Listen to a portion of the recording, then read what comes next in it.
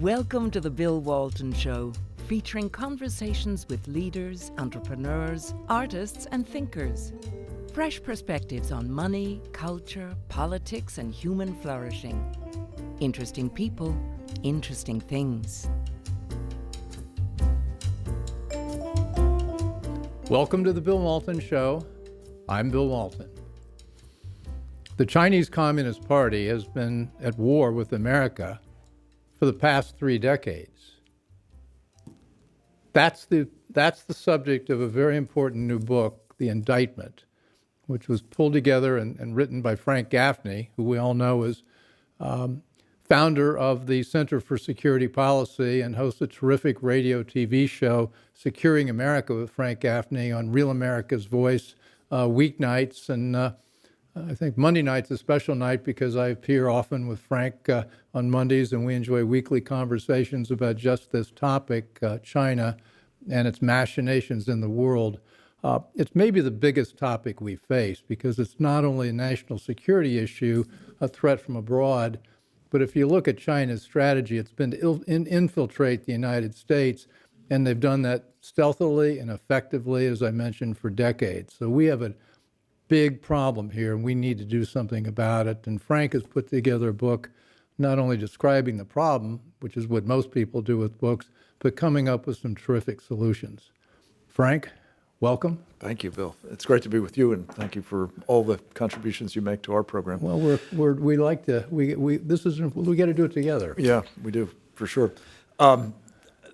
Thank you for helping frame what we're doing with this book as well. It's a product of a lot of contributions that you, among others, have made to a series of webinars that we've conducted under the banner of the Committee on the Present Danger of China over the past 11 or so months, aimed at basically addressing two really important topics. One is, what's the nature of the warfare that the Chinese communists have waged against us for decades, going back probably to the early 1990s, in fact? What toll has it taken on us? How have they gotten away with it? And the costs that have been associated with it so far. Point one and point two, who's been helping them do it?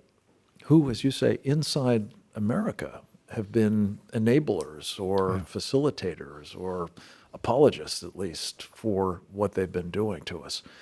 And the content was so rich as a result of the excellent inputs that we received from people like yourself, that I wanted to make sure that it was accessible to the largest possible audience. And there are only a certain number of people who are going to wade through, 100 plus hours of video. So we've got the highlights of, I think, the most important insights and analyses, and of course, also the recommendations that came out of all of those webinars in this book. And I'm happy to say it's seemingly being very well received by the public, and that's the first step. We want it to be received well by the people representing them and who are in the best position to act on the recommendations we've got for specific steps to correct what's happened so far, to penalize the Chinese for doing it to us, and not least to try to deter what seems to be in the offing now, which is the next phase, not the pre-kinetic, as they say, kind of warfare they've waged so far, but possibly a shooting kind as well. Well, you joke with me when you're interviewing me. You call me a recovering master of the universe, which I get a kick out of.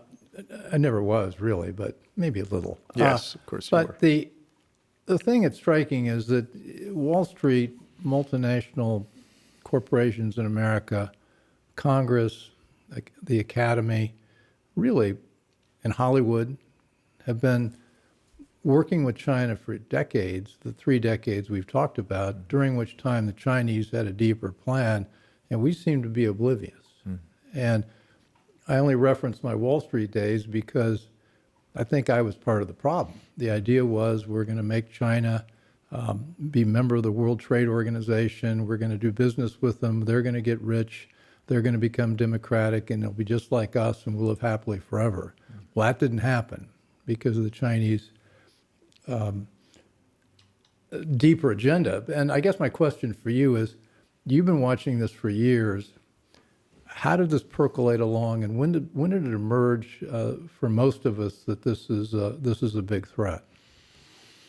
Those are important questions. I'd say that the single most important line of attack by the Chinese Communist Party against us in this unrestricted warfare has been their elite capture, their ability to suborn, seduce, co-opt, compromise, or otherwise induce to do their bidding the elites of our country.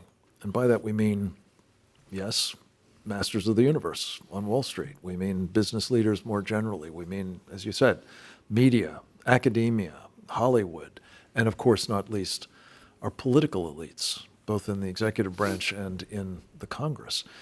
And in part, the answer to the question of why haven't more of us really understood what's been going on here is most of us are people who are, focused, as we tend to be in free societies, on our own business, our families, our businesses, literally our communities.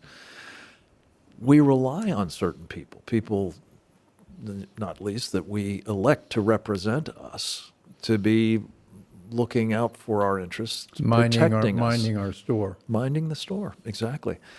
And I think when you combine those two, our misplaced trust in people who turn out to have been co-opted or captured, as the Chinese call it, by the enemy, it's not a surprise that so few of us really haven't gotten it until now. But the thing that I realized, I always thought elite capture was a pejorative. Peter Schweizer's used it effectively in his books.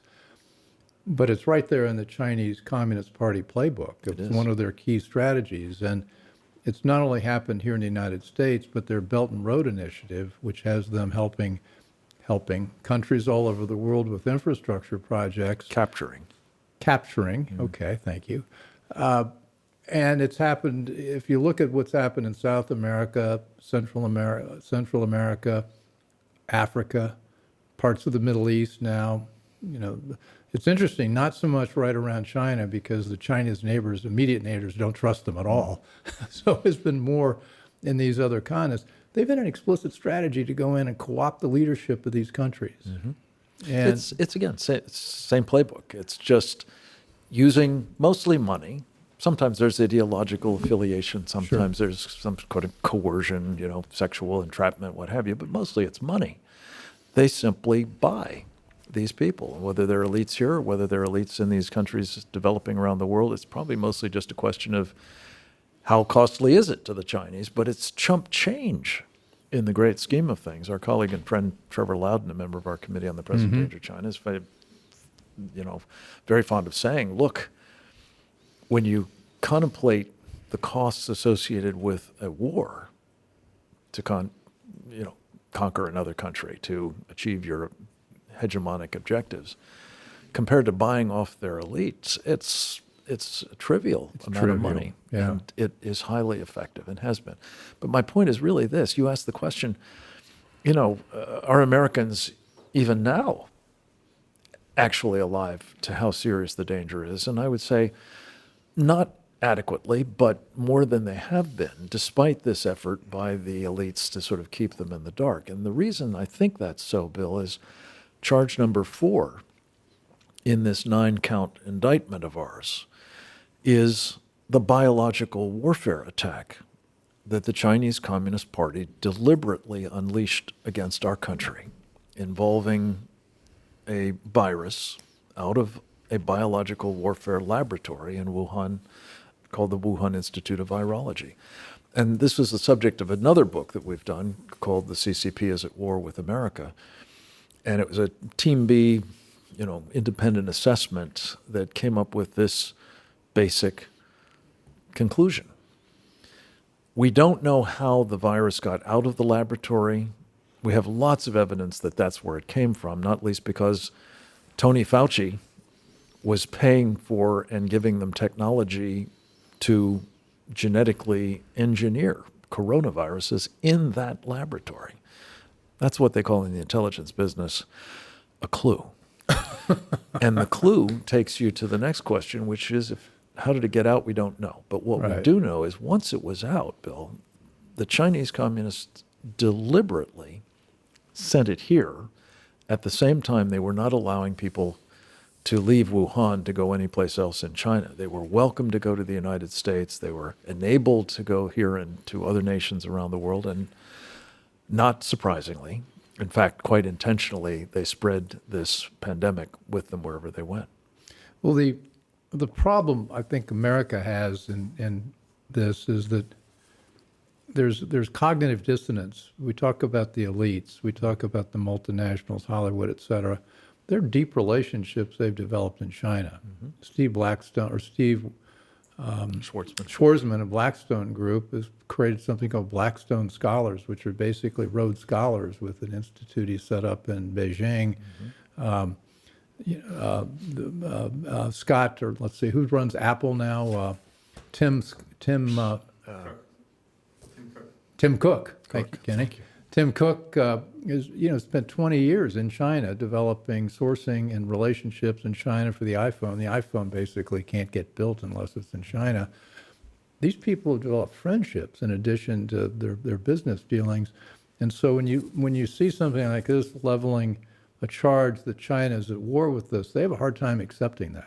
And I think one of the problems we've had is getting people to face up to our reality. Yeah. Now, you frame this But just if I could, to tie this back up, I think that all of that was harder, Bill, until, the old expression that conservatives are liberals who've been mugged by reality. Yeah. The virus, the Wuhan virus specifically, I think caused an awful lot of Americans to wake up to the reality that there's a problem with China. They don't fully understand it. They certainly don't get the magnitude of it, which is really part of the point of this book, is to connect a bunch of dots that explain this is not just a bad day. This is not just even a bad year or two. What they have in mind for us, and we start, by the way, if I may, Bill, just a quick digression. The first charge is the crimes against humanity that this transnational criminal organization is engaged in. And the reason that's the first charge is not only because of the enormity of it, 100 million people killed, and that's not counting the 400 million in the womb that they boast of having murdered as part of their population control. But it's also because any regime that treats its own people that horrifically, and the overwhelming number of those 100 million are Han Chinese. Yes, some Tibetans and some Uyghurs and some Southern Mongolians, but most of them are Han Chinese. They've killed them relentlessly for decades. They will not treat our people better if they can get their mitts on us. So we wanted to start with that as a scene setter for what we're up against, and then talk in the other 8 charges about how this unrestricted warfare has rolled out and devastated our country, our people, our freedoms, our republic. But the key takeaway from what you just said, though, is that we're at war with the Chinese Communist Party. Correct. We're not at war necessarily with the Chinese people. Do not want to because the Chinese Communist Party has been wreaking unbelievable havoc on its own people. Yeah, you're absolutely right. And the key thing about that is, if we identify them as a transnational criminal organization, if we recognize that they have inflicted this unbelievable harm on the Chinese people, we have an opportunity to do what my old boss Ronald Reagan did in the Cold War, which was to delegitimate this Communist Party that is horrifically mistreating its own people, even as it tries to threaten ours. That's an essential element, I think, of the strategy and the 20 recommendations we have about what needs to be done now. Well, I love this book because it's so logically laid out. We talk about the indictment. You mentioned some numbers of them. There are 9 indictments in here. And just going down the list, we talked about the biowarfare. We talked about the fact that CCP really is at war with America with its kinetic warfare, what they're doing with their Navy, what they're doing with space warfare, the whole list of things. That's all coming. Yeah. It's all coming. And we mentioned elite capture. That's number 3.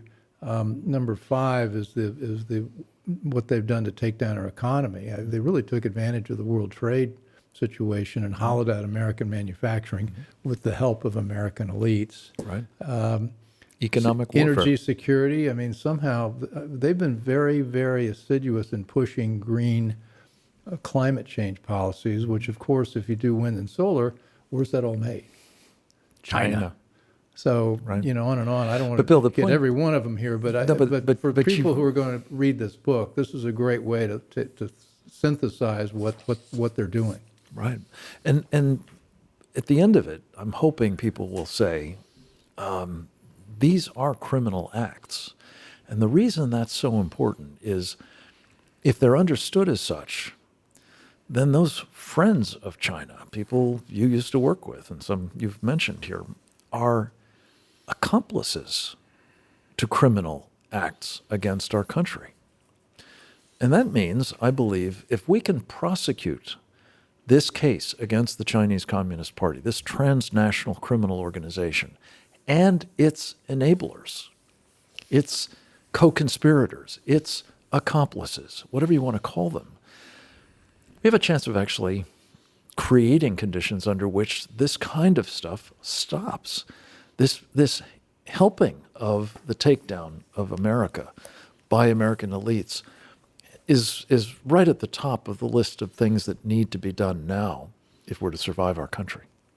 This is the Bill Walton Show, and I'm here with Frank Gaffney, and we're talking about his important new book, The Indictment, which gets into great, I wouldn't say great, it's a great overview of what's at stake with China, what to do about it, lines of action, and also it's got a guide to, how many webinars did you do? 70, Well, at the roughly time, 70 webinars. put that together, it's about 70, And yeah. the barcodes in here so you can find them just by getting the book, and also a list of all the contributors to the webinars. So this is not a book that somebody went to the mountaintop and came down and said, gee, here's the truth, although it is the truth, and Frank knows that. But there's a vast number of people involved in this, and this is really, what would you say, a synthesis of the best thinking? That's our purpose, yes, sir. Succeeded. Well, I hope. And the most important part of it was to try to not only capture these important ideas and insights and recommendations, but to make them accessible. And as you mentioned, it's actually not a barcode, it's a QR code. So, you could put your phone over My it. technology boom. skills I are- know. We work with you, but here it is. You've got to help me there. a It's- QR code. It's Okay. meant to make I can't it even read a menu. Make it possible, if you like that quote, if you want to see the context in which it was made, Right. take a look at the rest of the webinar. Boom, you can pull it right up on your phone. But Bill, the thing is, and I appreciate so much the chance to explore this with you, because what you demonstrate each week as we talk about China is you've come to understand how wrong some of that earlier thinking was, and how urgent it is that we impress upon the people you used to work with, among others, but especially them, that it's not only wrong, but it's perilous in the extreme for our country, because to the extent that those, no kidding, unrecovered masters of the universe persist in putting the money of American investors, whether it's pension fund plan money or whether it's mutual funds or exchange traded funds or index funds or any of those other investment vehicles you understand better than I, into communist China, they are underwriting the war against us, the unrestricted war to date, and what I fear is next, and that is the shooting war. We have got a problem and you and I can talk about the dollar amount, but there's roughly $1.5 trillion American dollars invested in China. Now you had a bigger number. I was We're going out using of the number 3 to China-based 6, but big that's you're a at pretty 6. big Okay, well, wag. but anyway, it's a lot of money, and that's American dollars both in the securities market with Chinese public companies, so-called public companies, but also direct investing, venture capital, Apple's investment in China, and it's not just the United States that has this issue. China is Volkswagen's largest single market, or at least was until last year when, by the way, the Mercedes-Benz, I think, Chinese too. started moving them out, Mercedes-Benz as well. So tremendous financial investment, tremendous emotional investment. And this is not like fighting the Soviets in the 50s and 60s and 70s, where it was pretty much self-contained world. The Soviets, our world was pretty self-contained. We worried about nuclear. Here, we've got this thorny thing of unraveling all these interrelationships. You and I talked with Rosemary Gibson about our utter dependence on China for critical pharmaceutical, Right. not only manufacturing but distribution. And that came up, you mentioned that in the biowarfare thing with Wuhan. They started talking about, well, you know, we may not send you all the drugs that we can make if you're Or not the nice. personal protective equipment or what have Yeah, you. all that. No, Bill, supply chains are a key piece of Yeah. what has been brought about by the unrestricted economic warfare against us. But to your larger point, it's not an accident that we are entangled. In fact, back in the early 1990s, indeed, I think right about the time that Deng Xiaoping, the then dictator of communist China, was observing that the Cold War between the United States and the Soviet Union was over and the Soviets had lost, and said to his team, a new Cold War has begun between the United States and China will win. And he propounded a strategy that came to be known colloquially as the Hide and Bide strategy. It was designed to try to assure that they did not face the same fate as the Soviets, where the United States, through Reagan's strategy, cut them off from their cash flow, something our colleague Roger Robinson helped him do. They wanted to get so integrated with us by hiding their true intentions, inducing people like the masters of the universe on Wall Street to believe that they just wanted to be rich and then they'd be like us and everything would be fabulous. They wanted to bide their time while they took advantage of that naivete, that misdirection, that deception, to build up both their economic power and their military strength through unrestricted warfare against us, including, interestingly enough, Bill, in a book of that title, Unrestricted Warfare, authored, as you know, by two senior People's Liberation Army colonels in 1999. Yeah, that long ago. 1999, Yeah. right. They laid out, among other things that they would use as lines of attack against us, biological warfare. Mm-hmm. So they've done this relentlessly with great effect, and we're still, most of us, not clued up about the full magnitude of the danger that that represents, but the entanglement and the elite capture of which it's a part has been instrumental in the success of that hide and bide strategy and helping them get away with it. We don't have time to go through all of your recommendations. For that, we'll have to all buy the book. Amen. Or it's on Kindle as well, which is a great way to get through it. But the first one is understand the threat, which is what we're talking about now. And I was on a call with Scott Rasmussen, the pollster, earlier this week, and he said that he threw out a number I thought was stunning. Only 8% of Americans are talking about politics in any time during the week. So that means 92% are not talking about American politics, but they're certainly not talking about China and what China might mean for us. So I think waking the people up to what the threat is sort of seems like job one. It is. Well, it's action item one, basically. And here's the thing, Bill. You asked about whence this came. Part of it came out of the work of our Committee on the Present Danger of China, which I'm very proud to say you are a member. Yeah. Part of it came out of an earlier experience with another group of a similar name, the Committee on the Present Danger, of which Ronald Reagan was a member, by the way.